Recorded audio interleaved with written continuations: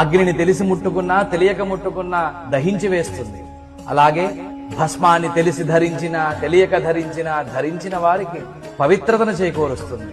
దీనినే శివపురాణం విద్యేశ్వర సంహితలో ఈ విధంగా చెప్పబడింది. జ్ఞానతో వాపి వహ్నిదాహ సమం యథా జ్ఞాన ధృతం భస్మ పావయేత్ సకలం నరం. అలాగే యాని తీర్థాని లోకేస్మిన్ గంగాద్యా సరితశ్చయాః స్నాతో భవతి సర్వత్ర లలాటే యస్త్రిపుండ్రధృత్. ఈ భూమిపైన గంగా మొదలగు పవిత్ర నదులు ఎన్ని ఉన్నాయో వాటన్నిటి యందు స్నానం చేసిన పుణ్య ఫలితము భస్మమును 3 రేఖలుగా ధరించడం చేత కలుగుతుంది. త్రిపుండ్రం కురుతే యస్తు భస్మన విధిపూర్వకం మహాపాతక సంఘాతైర్ముచ్యతే చోపపాతకై. విధిపూర్వకముగా 3 రేఖలుగా భస్మాన్ని నుదుటి మీద ధరించడం వల్ల పంచమహాపాతకములు మరియు మనం తెలిసి తెలియక చేసిన పాపములన్నిటి నుండి పవిత్రత చేకూరుతుంది.